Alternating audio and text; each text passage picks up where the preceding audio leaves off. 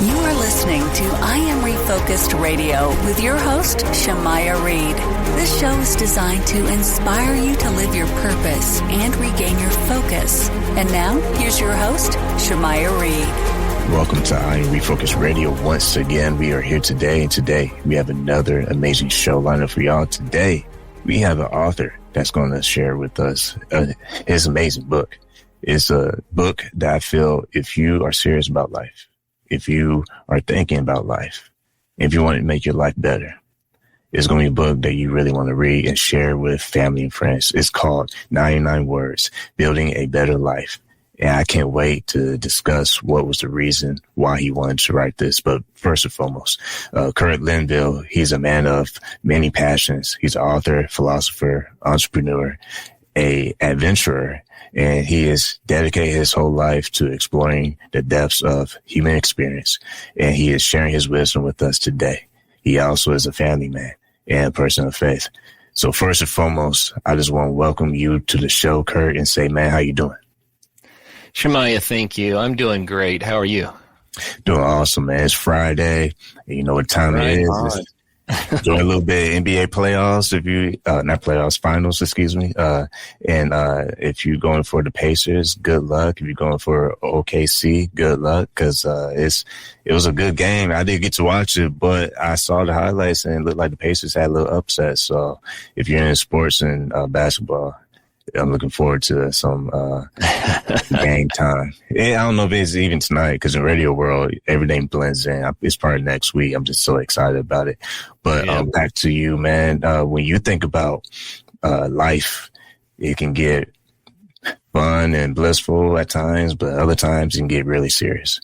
When you think about philosophy and you think about your faith and also life lessons, what are some of the things that contribute to your project 99 Words when it comes to building a better life?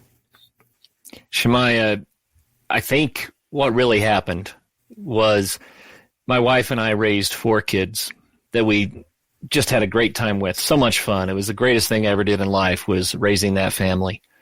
But as they became adults, especially young adults, then I started meeting a lot of their acquaintances as they were going to college and stuff like that. And I said, wow, this is a different world than I grew up in. And I found there were so many young people out there who just seemed to be a little bit bewildered. And so I'd committed, the majority of my efforts to raising our family. But once the kids were becoming adults, I said, hey, I have time for something else, and I see a need. So I wrote 99 Words, and the whole goal there is to take away some of the bewilderment from how bewildering life can be, especially for younger adults, even though it's written for people of all ages. But the basic premise is really simple. It's that if you have good foundational beliefs, then you're going to make well-informed decisions, and that will change your outcomes. And when you collect all of those outcomes, it builds a life. It all starts with what we believe. And so this book doesn't tell people what to believe so much as it says, this is how we learn what truth can be. This is how you think of it as a toolkit so that you can build your own best belief system. But it's founded on beliefs that I think are foundational and give people footing in the storm. So. When you, speaking of storm, it's plenty of that. If you want to rewind the tape, there's always moments when the intensity of the storm it can shake a person, but it can't defeat a person if they don't let it. And I'm saying that obviously as a metaphor because when you think about the lessons that life gives us, it kind of redirects our way of looking at purpose, our way of looking at friends and family. How would you address storms being a nice lesson for us to gather once it passes? How would you define understanding maybe the purpose of why storms come in our life? Boy, we could go so deep with that. We could spend the rest of the time answering that one question. Let me hit a couple of bullet points, just some highlights. For starters, the storms of life are incredibly valuable because of what we learn from them if we're malleable enough to learn. But part of the premise of 99 Words is, we can go through life with our blinders on. It's like going 80 miles an hour through the fog. You're going to get in trouble and have some big storms, right? And every time life slaps you upside the head, you have an opportunity to learn and to grow and to do better next time. But we don't have to wait for the tragedy to strike to begin to build a better belief system. So maybe we'll get a little bit fewer of those storms, or they'll be more manageable when they do come. 99 Words, the actual name of the book, 99 Words, it's about a system of looking at ideas, and 99 of them are listed in the book, but looking at ideas to try to find things that resonate with where we are in life. And then it's a methodology to learn how to grow in those areas that resonate with us in our current season. And by doing that, we actually build a belief system then. And that's the foundation that we can stand on. And, if you try to walk across a fast-moving river with slippery rocks, you're going to get knocked down pretty quick when the current hits and your feet slip out from under you. But if you've got a good, clean, firm foundation, then you can weather those storms without falling in. And, I think of, this sounds maybe a little bit trite, but it's just so impressive. We've all seen the picture of the lighthouse with a wave almost bigger than the lighthouse crashing against it. There's a reason why that lighthouse is still there, and that's because of its foundation. It's because of its foundation and each and every building block that is stacked with the right kind of mortar and the right kind of way, and that's what a belief system does for us. So when I think about people that grew up in a world that promotes nihilism and postmodernism and a bunch of other isms that are frankly confusing, bewildering, right?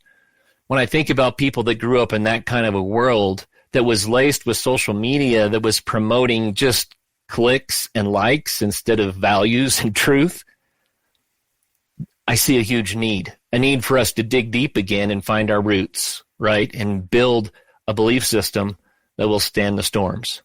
So there's a brief summary, but really that question that you asked about the storms of life, it's the basis for the entire book. I appreciate you sharing that with us, because when you are thinking about what it actually means to, you're saying building, not built a life, but right. Building a better life. Never ends. That to me is saying you are in motion, you are active, you're engaging in the moment of time. You're not thinking about, okay, how can I make a better life? You're engaging. Kind of touch on that part of building, and what does that kind of look like when someone of faith and purpose is actually being present in that moment and not just fairy tale. I hope it gets better. Several things pop into mind, but one is I start the book on the first page. I say, you'll never be good enough to save yourself. And the whole book is about getting better and better and better and better. The idea is that life can be better than it is because we can be better than we are. We can do better. We can make better decisions. We can build better lives. But I want to stress this. You'll never be good enough to save yourself. Yeah.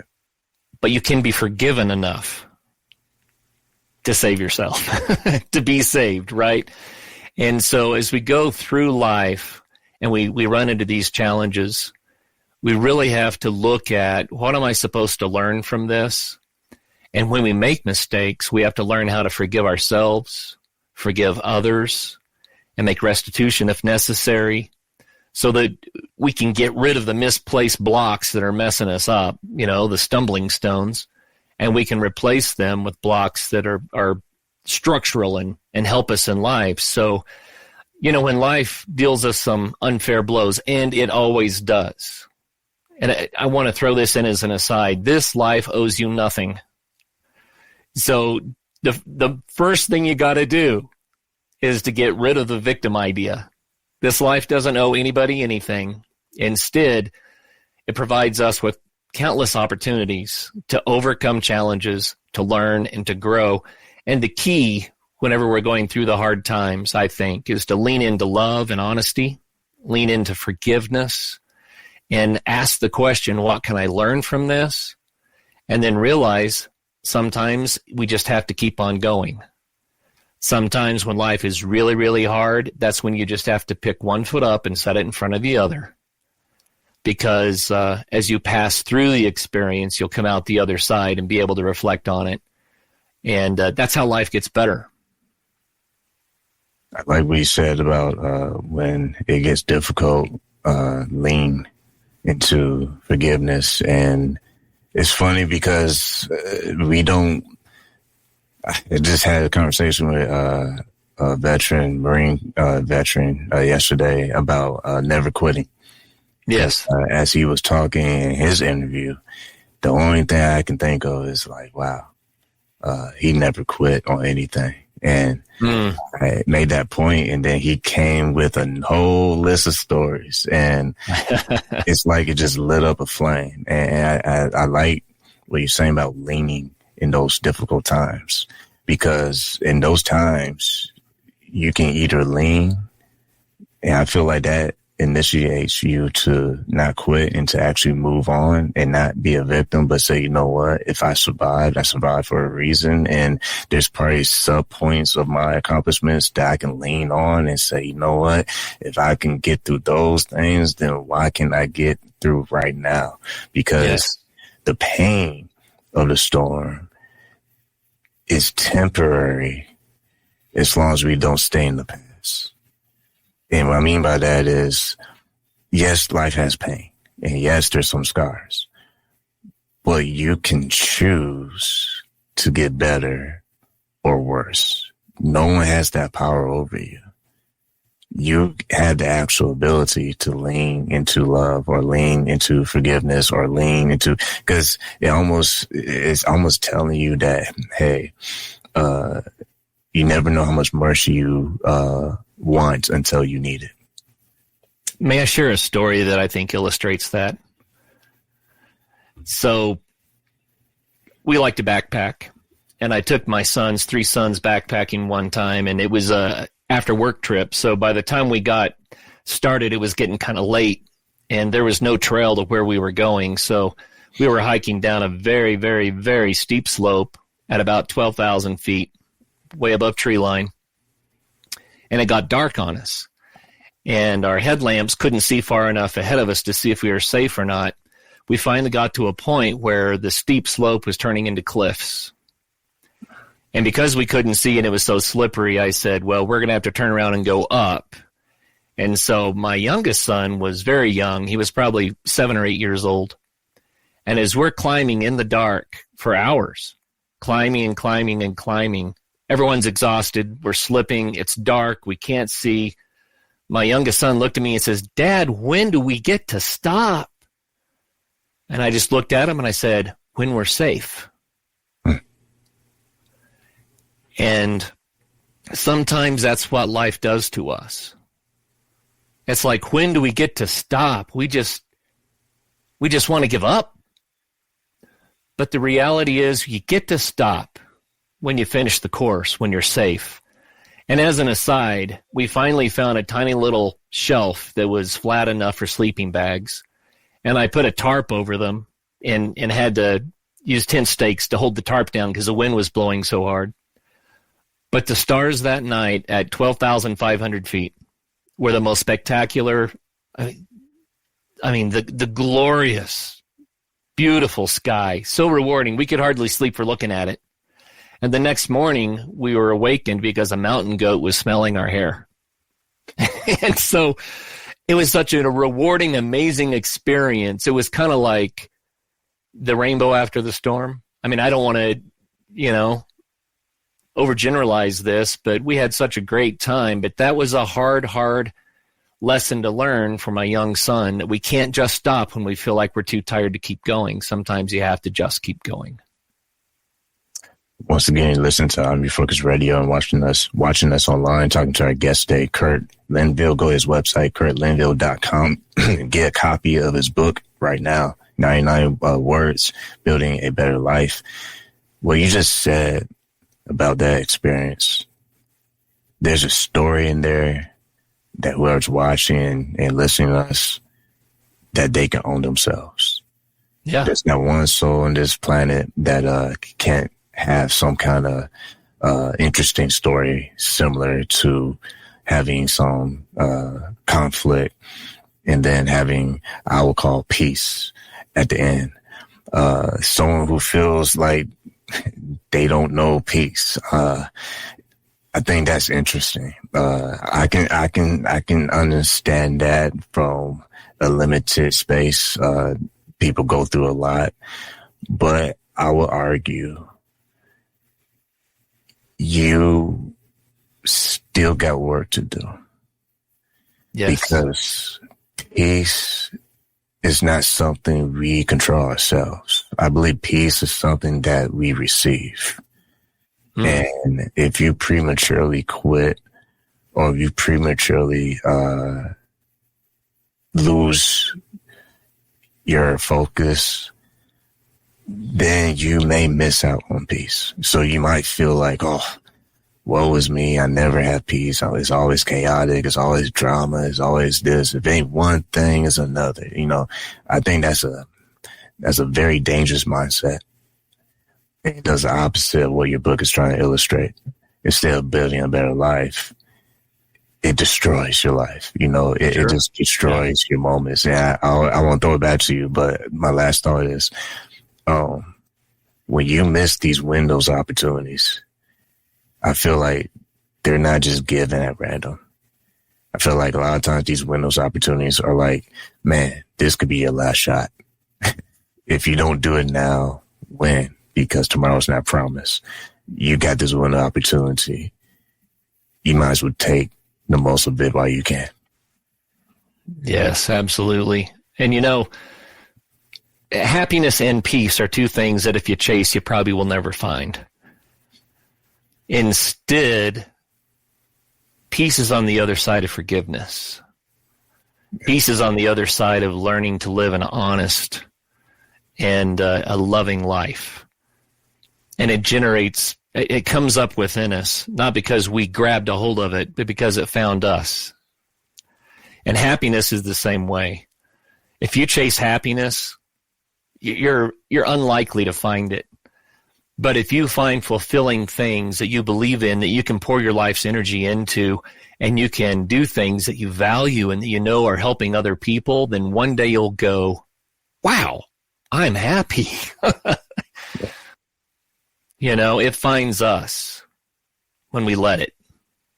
Man, you said something right there. When you let it, wow, that's good. That's good, because how many times do we get so angry or frustrated that it's like we just want to shut everything down around us. Yeah.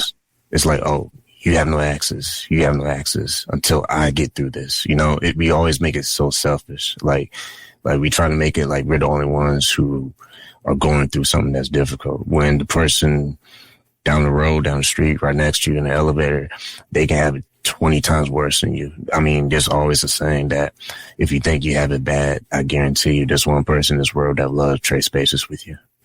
If you don't understand how powerful that is, because until we start understanding the things we actually have, whether it's good health, it may not be material things. It can just be things that most people would love to trade spaces with you. It can be that you have the ability to walk, and someone will be like, man, why are you having such a bad day, man? At least you can walk.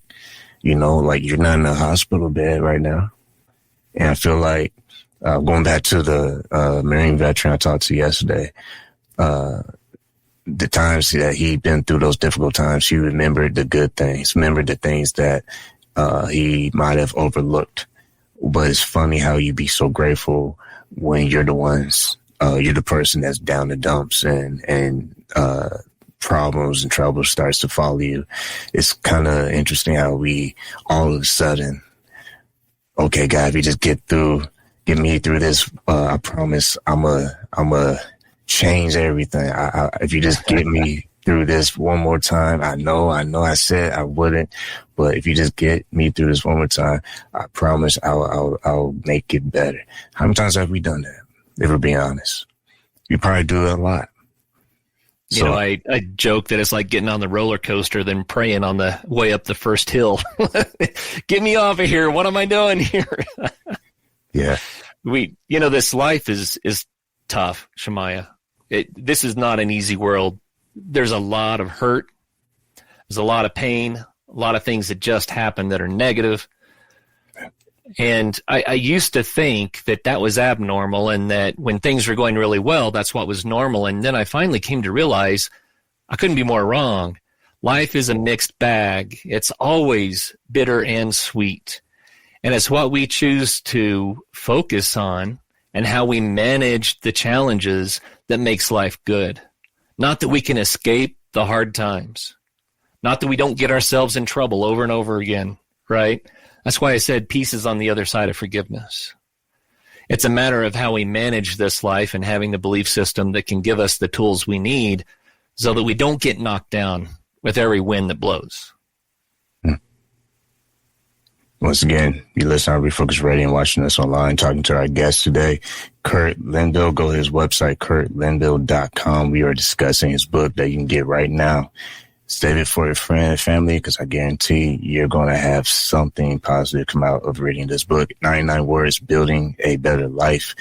Let's keep hammering away on this point, because building also means understanding. Because you mentioned, think of this as like tools. And I love that, because I literally had this conversation with another person about, there was back in the day when I was high school, I was going through a program where you can get college credit and stuff. And the dean, he made a statement. And he said, you know what, in life, you are going through picking up tools and you put them in your toolbox. Yes. But if you don't take time to learn what those tools do, then if you're just picking them up, that means nothing. It means something once you start applying what you know with those tools. Kind of explain that and how you illustrate this book as being a toolkit, because unless we start to learn more about how these tools function, then we can't necessarily have the growth that we hope we can have. Absolutely. So the whole process in chapter 2 that is called 99 Words, when you select something that you need to learn, you're trying to learn how to use the tool. And there's a whole process. There are suggestions on ways that we can do that. But one is to understand what these concepts really are. So it's like doing etymology and defining it, and then setting up ways to remind ourselves that this is going to be a focus for a while. We're trying to make it part of our lives. So we have to, there are a whole bunch of different ways, but I mean, you can make notes for yourself. You can use ideas as passwords. You can carry something in your pocket to remind you that you're working on this thing, and you can meditate on it. You can learn what it means. You can pray. And what happens is you begin to become very familiar with a concept that you before didn't know how to use in your life, but it becomes a part of you, and it becomes even a habit, a good habit. So you don't have to overthink the decisions that you make. It's like, oh, because of that, I know what to do now. And, the book is almost 300 pages long, and it's all about how to apply these tools to our lives. But that chapter 2 describes the process of how we can revisit ideas and concepts and beliefs that make us stronger every day. So. That's good. Yeah, because those beliefs that make us stronger every day is having the ability to own where you are and then figure out what's next. Because until you actually own and take accountability of actually where you are, nothing ever grows. I tell people all the time, when the show started in the barbershop in 2017, imagine if I never grew. Imagine I never kept growing. I'll probably still be in the barbershop. And there's a part of the story where I always share with people when people ask me how did the show come about. I said, well, there's always signs throughout life. You know, I believe, you know, y'all believe what y'all don't believe, but I believe God always sends people and things for confirmation. And there was a gentleman in the barbershop, older guy. And after the show, he would just kind of stay and listen to us and watch. And one time he stayed and he spoke to me. He said, "What's next? What are you doing in the barbershop still? What else? What's the plan?" And I got a little offended. I was like, "Wait, what do you mean? We're grinding. We are here. We're getting these great interviews. We're you know." And I said, "Well," I said, work on it. I know that much. I don't know what it looks like, but, you know, we'll work on it." He said, Yes. He said, "I hope so, because it'll be a shame if you stay here."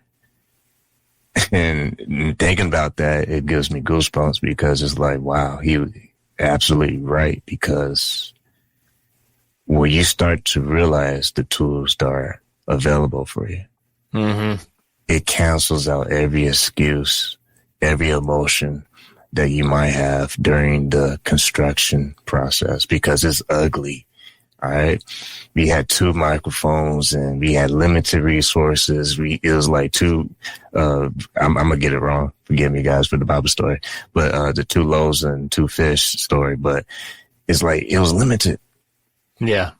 But don't stay where you are, because even if you don't see beyond, like, I love the story that you sharing with the light. Like, you were limited in seeing what was in front of you. But if you had stayed, it would have been 10 times worse if you didn't move. Sure.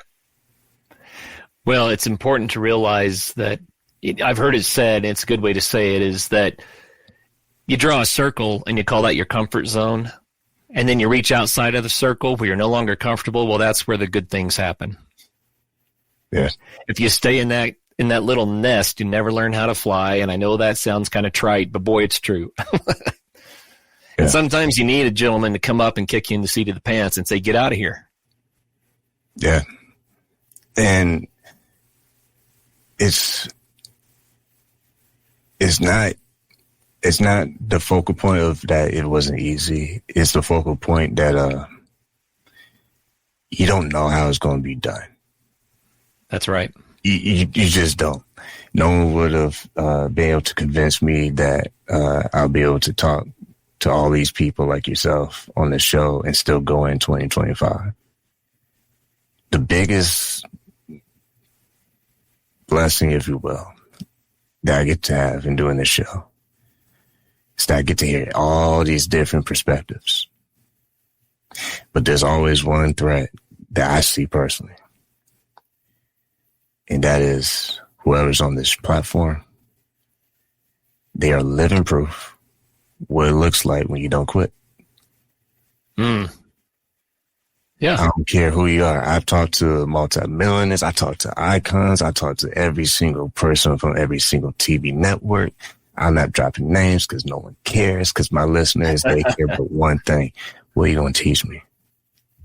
Right. Every person been on this show, there's always been one common thread. They never quit. When we're at crossroads, we can fold and die at that spot. Or we can launch into something that has never been thought of ever before, and that's where the best memories are. So when you talk about the comfort zone, that circle, well, that is what our eyes see. Sometimes the person upstairs, they have to let us know, I see something else that you can't even see right now. But if you keep going, you're about to find out quickly, this is what peace looks like after the storm. Yes. Sometimes the storm has to shake you up. It's like you overstay your welcome, man. Get out of here. And then once we actually move and start using these tools to build a better life, then we can really look back and say, you know what?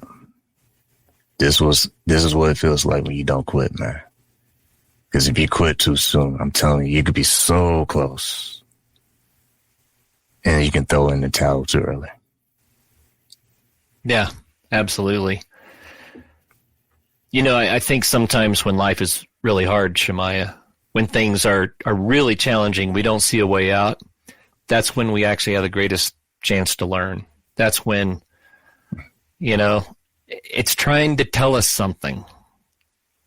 And that's when we have to keep going. And maybe keeping going means pivoting, going a different direction, turning around, going back the way we came. I mean, we might be drilling into something that we shouldn't be any part of. That's right. Good. But that's where honesty comes in. If we can be extraordinarily honest with ourselves, we know what holds us back and what gets in the way and what our problems really are. You know, if we're that honest with ourselves. I got a chapter in the book called The Mirror. It's about looking in the mirror and looking into your own soul and being honest with yourself, sometimes for the first time ever. And that's what it takes. So if life is really, really tough, probably it's trying to tell you something. Well, once again, been listening to Refocus Radio. Probably going to have this guy on for another hour. But we had to, you know the drill. We had to pay the bills and get out of here. But we definitely have to have him back on, hopefully in the future, especially if he has more books in him or other projects. But go visit his website. It's CurtLinville.com and get a copy of the book that we've been talking about this whole discussion, 99 Words, Building a Better Life. If someone wants to stay in contact with you or just be in the know, if you have any updates on more books or more projects, what's the best way that they can keep tabs on you online? You know, CurtLinville.com is probably the best way. I have other projects going on. I mean, you can find me on YouTube. You can find me on Instagram. I'm not super active with those, but you can find me there.